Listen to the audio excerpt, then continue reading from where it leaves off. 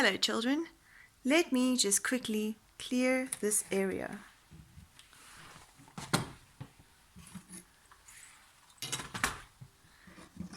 Now that I've cleared this area, let's quickly talk about what is an area. This area has now been cleared, right? So, what is area? Area is the colored in part of any shape. So if I have a triangle or a circle or a square, the area would be this part over here, or this part over here, or this part over here. That is your area. Area is a type of measurement. If I have this little stick and I would like to measure this little stick, what sort of measurement could I use? I could surely use my ruler, and then I can measure it in centimeters. But area is not measured in centimeters. We use area to measure things that are not just a straight line. Like, how would I measure this area over here? Let's see. If I take my ruler and I try to measure it, which part of it should I measure to see what measurement it is? So that is why we have something called area. It is to calculate the total area inside any sort of shape. Here I have a book. It's a Terry Pratchett book. That's the author. So I'm going to use this book to try and measure this space that I have here. So I'll start over here. So that's 1, and at the bottom they should fit 1. So that's already 1, 2, 3, 4, 5, 6, 7, 8, 9, 10, 11, and 12. So the area of my table over here, or my open space, if I can draw it, so if this is my table, I could fit 12 books into my table. Let's see if I can draw this. 1, 2, 3, 4, 5, 6, 7, 8, 9, 10, 11, 12, right? And these blocks will be equal in size. So I use this book as my measurement. So the area of this space over here would be 12 books. So that is my area for this space. What if I want the area of my book? Sure, it's 1 book space, but I can also use smaller blocks. So I cut out these little blocks.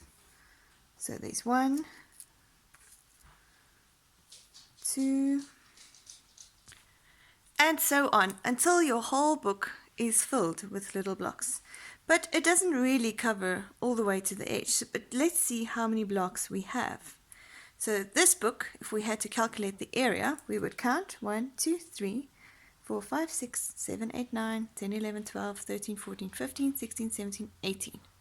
So far we have 18. But on the side, there is still some space left.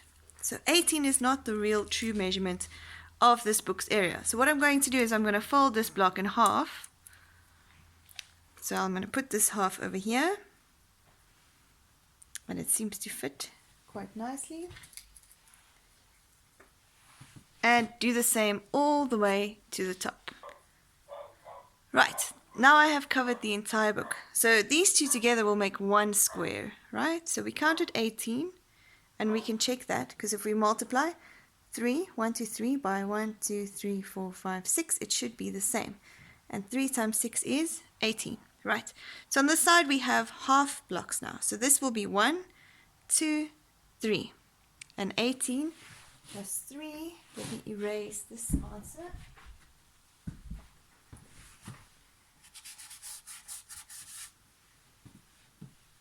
Will be 21, let's call them little squares. So this book has an area of 21 squares. This book, but these are squares that I cut out myself. and their measurement is 3 centimeters by 3 centimeters. So how do we measure something that we cannot cut blocks out for? Something bigger. What if I wanted to measure the classroom? How would I do that? Can I cut out little blocks like this and put them all over the floor in the classroom and see what the area is of the classroom? What if I want to buy a new carpet for the classroom? How will I know how big the carpet should be? I need to know the area. Instead of cutting out little blocks like this, we can do something else. Before we jump over to the classroom question, let's just do an example right here. If I have a shape and I can draw in, let me say this is 4 centimeters and this is 3 centimeters, and I can draw in the squares for 4 centimeters just like that, and I can draw in the 3 centimeters, 1, 2, 3. Then to get the area, I can just count the blocks, right? So 1, 2, 3, 4, 5, 6, 7, 8, 9, 10, 11, 12.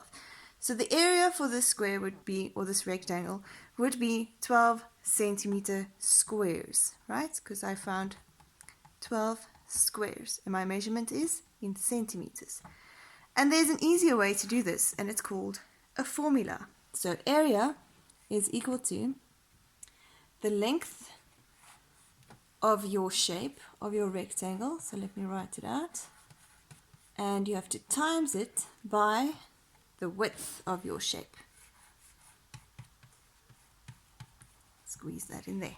So if I times length by width, I would times 4 centimeters by 3 centimeters, and that will give me 12 square, because we are measuring in squares, square centimeters.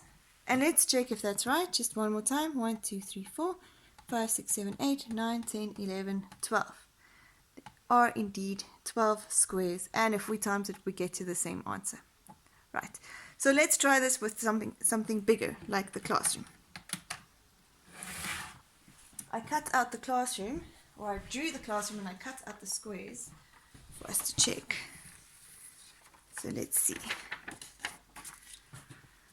So the classroom, you can't really, okay, you could see in the video, the classroom is about 3 meters by about 9 meters, and this is the first rectangle that we can work out by using our formula that we just learned.